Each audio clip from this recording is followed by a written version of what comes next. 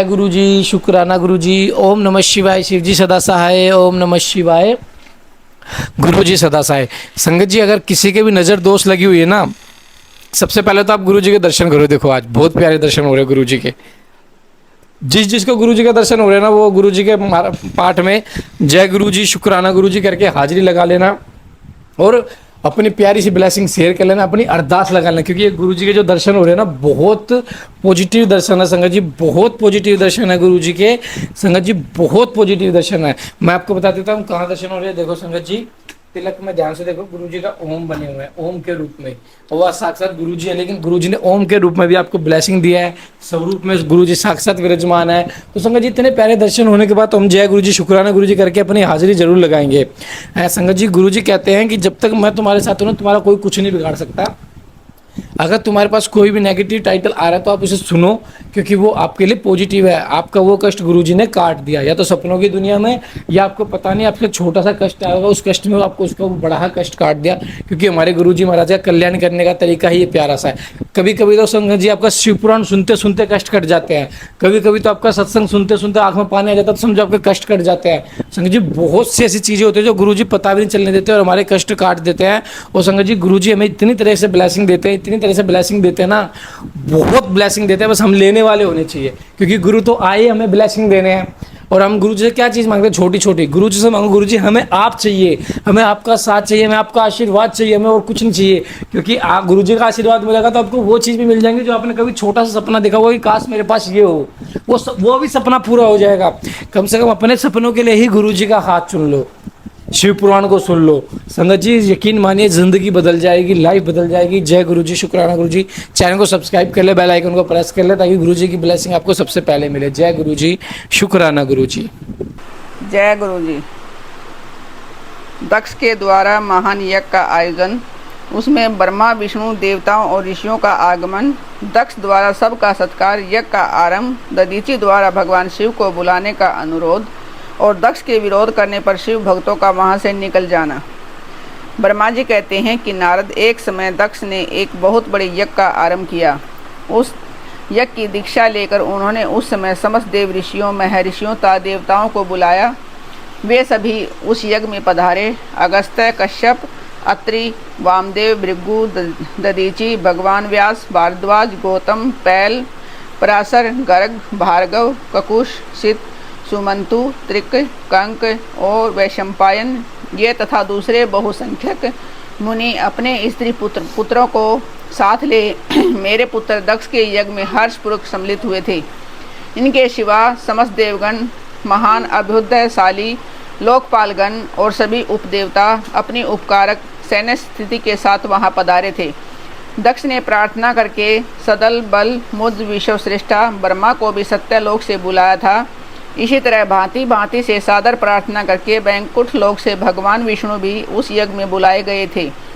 शिवद्रोही दुरात्मा दक्ष ने उस सब का बड़ा सत्कार किया। विश्वकर्मा ने अत्यंत दीप्तमान, विशाल और बहुमूल्य दिव्य भवन बनाए थे। दक्ष ने वे भी भवन समागत अतिथियों को ठहरने के लिए दिए गए।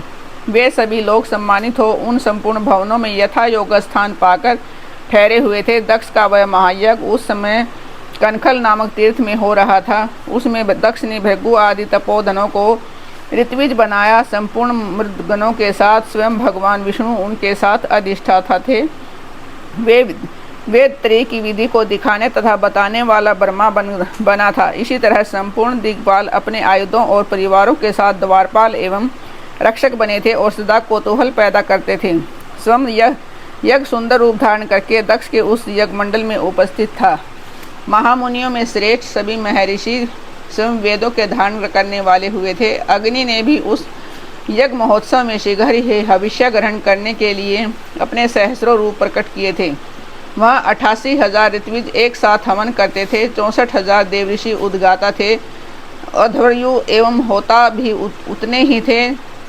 नारद आदि देवऋषि और सप्तऋषि पृथक पृथक गाथा गान कर रहे थे। दक्ष ने अपने उस महायज्ञ में गंधर्वों, विद्याधरों, सिद्धों, 12 आदित्यों, उनके गणों, यज्ञों तथा नागलोक में विचरने वाले समस्त नागों का भी बहुत बड़ी संख्या में वर्ण किया था। ब्रह्म ऋषि, राजऋषि और देव ऋषि के समुदाय तथा बहुसंख्यक नरेश भी उसमें आमंत्रित थे, जो अपने मित्रों, मंत्रियों तथा सेनाओं के साथ आए थे।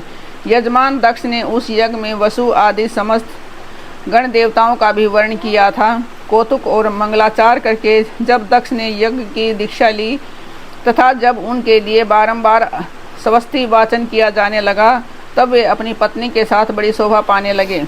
इतना सब करने पर भी दुरात्मा दक्ष ने उस यज्ञ में भगवान शंभु को नहीं आमंत्रित किया। उनकी दृष्टि में कपालधारी होने के कारण वे निश्चय ही यज्ञ में भाग पाने योग्य नहीं थे। सती प्रजापति दक्ष की प्रिय पुत्री थी, तो भी कपाली की पत्नी होने के कारण दोषदर्शी दक्ष ने उन्हें अपने यज्ञ में नहीं बुलाया। इस प्रकार जब दक्ष का यह यज्ञ महोत्सव आरंभ हुआ, तो यज्ञ मंडप में आए हुए जब सब ऋत्विज अपने अपने कार्य में संलग्न हो गए, उस समय वहां भगवान शंकर को उपस्थित न देख शिव भगत दधीची का चित्त अत्यंत उद्विग्न हो उठा और वो ये बोले। दधीची ने कहा कि मुख्य देवताओं तथा महर्षियों, आप सब लोग प्रशंसापूर्वक मेरी बात सुने। इस यज्ञ महोत्सव में भगवान शंकर नहीं आए हैं, इसका क्या कारण है? यद्यपि वे देवेश्वर, बड़े बड़े मुनि और लोकपाल यहाँ पधारे हैं, तथापि उन महात्मा पिनाकपानी शंकर के बिना यहाँ यज्ञ अधिक शोभा नहीं पा रहा है। बड़े बड़े विद्वान कहते हैं कि मंगलमय भगवान शिव की कृपा दृष्टि से ही समस्त मंगल कार्य संपन्न होते हैं। जिनका ऐसा प्रभाव है, वे पुराण पुरुष वृषध्वज परमेश्वर निश्री नीलकंठ यहाँ क्यों नहीं दिखाई दे रहे हैं? दक्ष जिनके संपर्क में आने पर अथवा जिनके स्वीकार कर लेने पर अमंगल भी मंगल हो जाते हैं, तथा जिनके 15 नेत्रों से देखे जाने पर बड़े बड़े नगर तत्काल मंगलमय हो जाते हैं, उनका इस यज्ञ में पदार्पण होना अत्यंत आवश्यक है। इसलिए तुम्हें स्वयं ही परमेश्वर शिव को यहाँ शीघ्र बुलाना चाहिए, अथवा ब्रह्मा, प्रभावशाली भगवान विष्णु, देवराज इंद्र, लोकपाल गणों, ब्राह्मणों और सिद्धों की सहायता से सर्वथा प्रयत्न करके इस समय यज्ञ की पूर्ति के लिए तुम्हें भगवान शंकर को यहाँ ले जाना चाहिए। अब आप लोग उस स्थान पर जाएं जहाँ महेश्वर देव विराजमान हैं। वहाँ से दक्ष नंदिनी सती के साथ भगवान शंभु को यहाँ तुरंत ले आइए। देवेश्वरों, जगदम्बा सहित वे परमात्मा शिव यदि यहाँ आ गए तो उनसे सब कुछ पवित्र हो जाएगा। उनके स्मरण से, उनके नाम लेने से सारा कार्य पुण्यमय बन जाता है। अतः पूर्ण प्रयत्न करके भगवान वृषध्वज को यहाँ ले आना चाहिए। भगवान शंकर के यहाँ पदार्पण करते ही यह यज्ञ पवित्र हो जाएगा, अन्यथा यह पूरा नहीं हो सकेगा। मैं यह सत्य कहता हूँ। दधीची का यह वचन सुनकर दुष्ट बुद्धि वाले मूढ़ दक्ष ने हंसते हुए ये रोष पूर्वक कहा कि भगवान विष्णु संपूर्ण देवताओं के मूल हैं, जिनमें सनातन धर्म प्रतिष्ठित है। जब इनको मैंने सादर बुला लिया है, तब इस यज्ञ कर्म में क्या कमी हो सकती है? जिनमें वेद, यज्ञ और नाना प्रकार के समस्त कर्म प्रतिष्ठित हैं, वे भगवान विष्णु तो यहाँ आ ही गए हैं। इनके सिवा सत्य लोक से लोक पितामह ब्रह्मा वेदों, उपनिषदों और विविध आगमों के साथ यहाँ पधारे हैं। देवगणों के साथ स्वयं देवराज इंद्र का भी शुभागमन हुआ है, तथा आप जैसे निष्पाप महर्षि भी यहाँ आ गए हैं। जो महर्षि यज्ञ में सम्मिलित होने के लिए योग्य, शांत और सुपात्र हैं, वेद और वेदार्थ के तत्व को जानने वाले हैं और दृढ़तापूर्वक व्रत का पालन करते हैं, वे सब और स्वयं आप भी जब यहाँ पदार्पण कर चुके हैं, तब हमें यह रुद्र से क्या प्रयोजन है? विप्र, मैंने ब्रह्मा जी के कहने से ही अपनी कन्या रुद्र को ब्याह दी थी। वैसे मैं जानता हूँ कि हर कुलीन नहीं है, उनके न माता है न पिता, वे भूतों, प्रेतों और पिशाचों के स्वामी हैं, अकेले रहते हैं। उनका अतिक्रमण करना दूसरों के लिए अत्यंत कठिन है। वे आत्म प्रशंसक, मूढ़, जड़, मौनी और ईर्ष्यालु हैं। इस यज्ञ कर्म में बुलाए जाने योग्य नहीं हैं, इसलिए मैंने उनको यहाँ नहीं बुलाया है। अतः दधीची, आपको फिर कभी ऐसी बात नहीं करनी चाहिए। मेरी प्रार्थना है कि आप सब लोग मिलकर मेरे इस महान यज्ञ को सफल बनाएं। दक्ष की यह बात सुनकर दधीची ने समस्त देवताओं और मुनियों के सुनते हुए यह सार गर्भित बात कही। दधीची बोले, दक्ष, उस भगवान शिव के बिना यह महान यज्ञ अयज्ञ हो गया। अब यह यज्ञ कहलाने योग्य ही नहीं रह गया। विशेषतः इस यज्ञ में तुम्हारा विनाश हो जाएगा। ऐसा कहकर दधीची दक्ष की यज्ञशाला से अकेले ही निकल पड़े और तुरंत अपने आश्रम को चल दिए। तदनंतर जो मुख्य शिव भक्ता, शिव के मत का अनुसरण करने वाले थे, वे भी दक्ष को वैसा ही शाप देकर तुरंत वहाँ से निकले और अपने आश्रम को चले गए। मुनिवर दधीची तथा दूसरे ऋषियों के उस यज्ञ मंडप से निकल जाने पर दुष्ट बुद्धि शिवद्रोही दक्ष ने उन मुनियों का उपवास करते हुए कहा। दक्ष बोले, जिन्हें शिव ही प्रिय है, वे नाम मात्र के ब्राह्मण दधीची चले गए। उन्हीं के समान जो दूसरे थे, वो भी मेरी यज्ञशाला से निकल गए। यह बड़ी शुभ बात हुई। मुझे सदा यही अभीष्ट है। देवेश, देवताओं और मुनियों में सत्य कहता हूँ, जिनके चित्त की विचार शक्ति नष्ट हो गई हो, वह मंदबुद्धि है और मिथ्यावाद में लगे हुए हैं। ऐसे वेद बहिष्कृत दुराचारी लोगों को यज्ञ कर्म में त्याग ही देना चाहिए। विष्णु आदि आप सब देवता और ब्राह्मण वेदवादी हैं, अतः मेरे इस यज्ञ को शीघ्र ही सफल बनावें।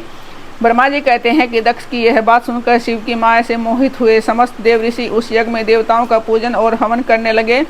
मुनीश्वर नारद इस प्रकार उस यज्ञ को जो साथ मिला उसका वर्णन किया गया। अब यज्ञ के विध्वंस की घटना को बताया जाता है, आदरपूर्वक सुनो। दक्ष यज्ञ का समाचार पा सती का शिव से वहां चले जाने के अनुरोध। दक्ष के शिवद्रोह को जानकर भगवान शिव की आज्ञा से देवी सती का पिता के यज्ञ मंडप की और शिव गुणों के साथ प्रस्थान।